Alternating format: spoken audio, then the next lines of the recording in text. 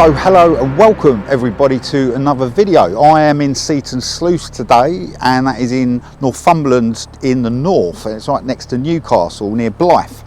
And I am next in this lovely place called Collywell Bay, and I sort of go on little walks, as you all know, and I stumble into things and I find things, and I was particularly interested in this rock and kind of looking into what this rock was. I found that the rock is called Charlie's Garden, and its name came from a man called Charles Dockway, who was a local back in the 1800s who cultivated this rock, apparently growing potatoes and other types of vegetables on it.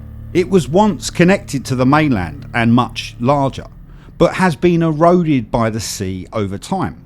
But this got me more intrigued by this area and what this old world once looked like. Also, how do you grow vegetables on rock? Obviously this rock was much larger when Charlie was growing his veg and would have connected to the mainland at one stage, but there is very little information on who Charlie Dockway was. And considering there are so many green fields all around this area, why choose this location? Why grow them here? Was this land more naturally active back then? Were these rocks conducting a form of energy created from a piezoelectric effect? Of course, this doesn't fit with the modern day science we are given, but these old world earth-based energy systems were once very active and very different to how we use electricity today. Collywell Bay, where the Charlie's Garden is located, did once have a railway station planned in 1913 to 1914, but was never completed due to World War I. Next to Collywell Bay you have Seaton Sluice, which was a thriving port village at one stage, mostly known for exporting its coal and glass industries, particularly the glassworks and the Royal Hartley Bottle Works. Salt and coppress were produced and exported from the port, but these industries had closed by 1828. Interesting that coppress was exported in this area, as this can also be used for plant growth. Also, when dissolved in water, it can become conductive. The name Collywell Bay comes from Collywell, which is a spring located at the base of the cliffs on Collywell Sands. The well is no longer visible on Ordnance Survey maps and is presumed to have been destroyed by cliff erosion or covered by the sea. So this location has some fascinating areas surrounding it. All up this coast there is a rich history, with Berwick Castle 50 miles to the north, which is a star fort, Bamborough Castle not too far away, and Tynemouth Priory and many other ancient sites. Northumberland's history is marked by its position on the border with Scotland and was a shining light during the Dark Ages, leading to centuries of conflict and power struggles. This is very close to Hadrian's Wall, which was built by the Romans in AD 122, dividing the power between England and Scotland. But Scotland would have been another world back then, and the history to either side of this border give very different narratives. So this is an interesting location to explore old world history. Some of you may remember that I filmed the Seaton Delaval Hall, which is very nearby to Collywell Bay. This was apparently built in the 18th century and is one of the best surviving examples of Baroque architecture. Completed by Sir John Vanbrugh in 1727. When I first looked into this house and history, my first thought was how this architectural marvel was built in this time period. When you look beyond the official story of the hall, you'll also find some very strange happenings and bizarre practices that went on in this location. Very close to Delaval Hall you have Starlight Castle, which was a castle apparently built in one night as a bet by Sir Francis Delaval. Make of it what you will, but how do you build a castle in one evening? All these ancient locations in this area are built on ley lines and are harnessing the Earth's natural energy. But there are many mystical areas to this part of the country.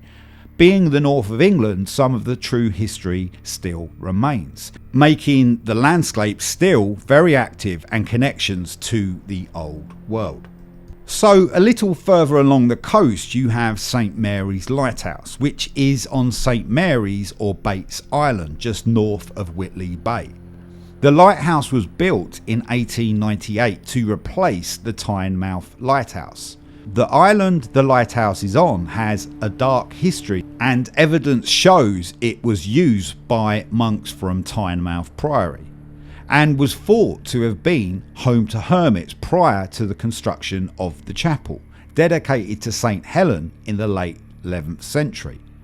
Within the chapel sanctuary that was once on the island, there was the so-called Lady Light, also known as St Catherine's Light.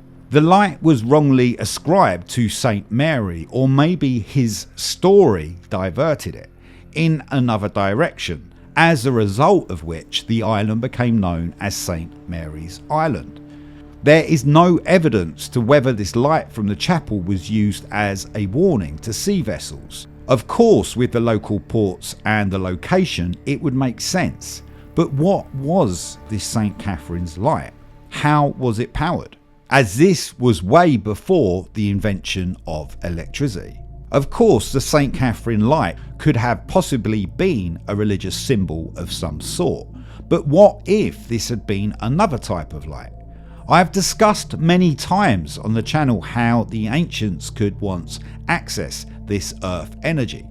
The British Druids were known to be able to access what was called the earth lights.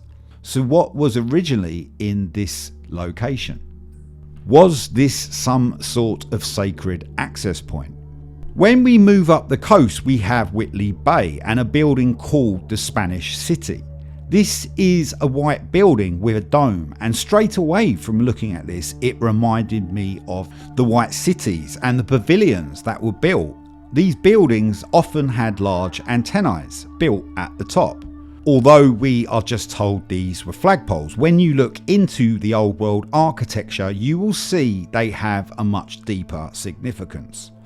You'll see these were used in a form of aerial antennae and could harness the ether energy. This type of architecture is all over the world and not just in Western countries. When the Spanish City in Whitley Bay was opened in 1908, it became the largest dome in the UK after St Paul's Cathedral. It was used as a pleasure complex that was once a popular seaside attraction during the Victorian period, with amusements, a theatre and entertainment becoming a major attraction from around the country. When you look inside the dome, we see the same architectural angles as we do in many churches, chapels and cathedrals, and always these port-like windows. When you study this architecture, you will see that the angles are built to what is called the golden ratio, which is phi 1.618. The most famous structures that have been built to the golden ratio are the pyramids of Giza, the Pantheon or the Taj Mahal. But the same applies to stately homes, royal gardens and all old world architecture buildings. The golden ratio is perfectly balancing addition and multiplication, so the angles and the numbers all represent each other. So these buildings could create an energy field harnessing the Earth's natural energy from its architectural design. This is how the old world operated, and when low sound frequencies were emitted through these structures, they amplified those frequencies through its architecture, creating somatic sound waves. The Schumann resonances of 7.83 Hz, 14.1 Hz and 20.3 Hz also fitted into this and were used for healing, but also allowed us to connect to higher states of consciousness, accessing the astral realms that were once very accessible here on planet Earth. When we go back to Charlie's garden and what inspired me to make this video, as I found the story quite ridiculous and something didn't sit well with me. I looked into who Charles Dockway was and how the rock was named. It is very difficult to find information on who he was, and of something of such a spectacle, surely there would be some information on him. There is no death certificate of this man, so how do we know if he even existed? My feeling is this rock has a huge significance to something much more than we are told, and this is to do with the energy systems that were used in the old world. The rock at Charlie's Garden is made of sandstone, and sandstone becomes very conductive once saturated by water. So was this rock becoming electrified and somehow boosting the yield of crops?